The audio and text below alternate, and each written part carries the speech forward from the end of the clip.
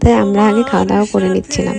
আর খাবারের মেনুটা তো তোমাদেরকে ফার্স্টেই দেখিয়ে দিলাম, কারণ পুরোটা আমি ভিডিও করব ভেবেছিলাম, কিন্তু খাবারের পুরো ভিডিওটা আমি করতেই পারিনি।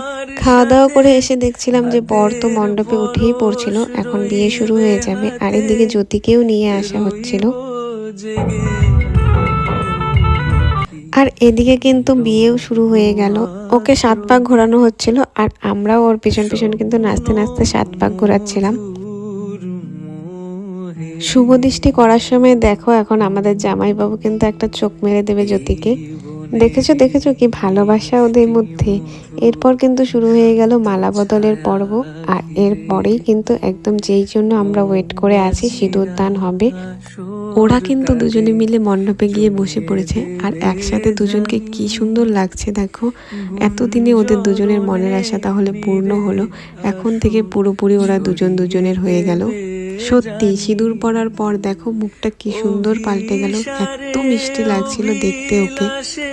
বিয়ে দেখেই কিন্তু আমরা বাড়ি চলে এসেছিলাম, বিদায়টা আর দেখিনি। তো ভিডিওটা এই পর্যন্তই থাকলো, আবার তোমাদের সঙ্গে দেখা হবে নেক্সট ভিডিওতে। ততক্ষণের জন্য টাটা।